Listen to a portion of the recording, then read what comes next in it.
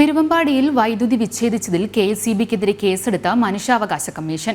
സംഭവത്തിൽ മനുഷ്യാവകാശ കമ്മീഷൻ കേസെടുത്ത് അന്വേഷണത്തിന് ഉത്തരവിട്ടു. കെഎസ്ഇബി എക്സിക്യൂട്ടീവ് എഞ്ചിനീയർ പരാതി പരിശോധിച്ച് 7 ദിവസത്തിനകം റിപ്പോർട്ട് സമർപ്പിക്കാനാണ് നിർദ്ദേശം നൽകിയിരിക്കുന്നത്. കെഎസ്ഇബി ഓഫീസ് ആക്രമിച്ച കേസിൽ കോടതി റിമാൻഡ് ചെയ്യുന്നതിന് മുൻപയച്ച ഓഡിയോ സന്ദേശത്തിലാണ് അജ്മൽ ഇക്കാര്യം പറയുന്നത്. കെഎസ്ഇബി ഉദ്യോഗസ്ഥർ തന്നെയും സഹോദരനെയും ആക്രമിച്ചെന്നും കമ്പ്യൂട്ടറും ഫർണിച്ചറും തകർത്തത് ഉദ്യോഗസ്ഥരാണെന്നും അജ്മൽ പറയുന്നു.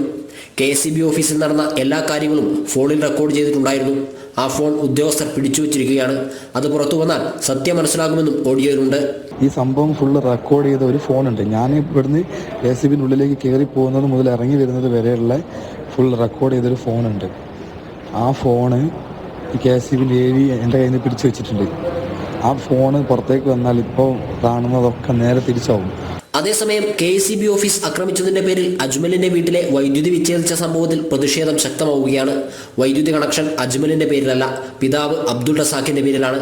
അതിനാൽ റസാഖിന്റെ വീട്ടിലേക്ക് വൈദ്യുതി ബന്ധം പുനഃസ്ഥാപിക്കാൻ കെഎസ്ഇബി അടിയന്തരമായി ഇടപെടണമെന്നാവശ്യപ്പെട്ട് തിരുവമ്പാടി സ്വദേശി സെയ്ദലവി മനുഷ്യാവകാശ കമ്മീഷന് പരാതി നൽകി. റസാഖ് നിത്യരോഗിയാണെന്നും അദ്ദേഹത്തോട് കെഎസ്ഇബി കാണിച്ചത് മനുഷ്യാവകാശ ലംഘനമെന്നും പരാതിയിലുണ്ട്. തന്റെ പേരിലുള്ള വൈദ്യുതി കണക്ഷൻ വിച്ഛേദിച്ചതിൽ പ്രതിഷേധിച്ച് റസാഖ് കഴിഞ്ഞ ദിവസം തിരുവമ്പാടി കെഎസ്ഇബി ഓഫീസിന് മുന്നിൽ മെഴുകുതിരി കത്തിച്ച് പ്രതിഷേധിച്ചിരുന്നു. തുടർന്ന് ദേഹാസ്വാസ്ഥ്യം അനുഭവപ്പെട്ട അദ്ദേഹത്തെ ആശുപത്രിയിൽ പ്രവേശിച്ചിരിക്കുകയാണ്.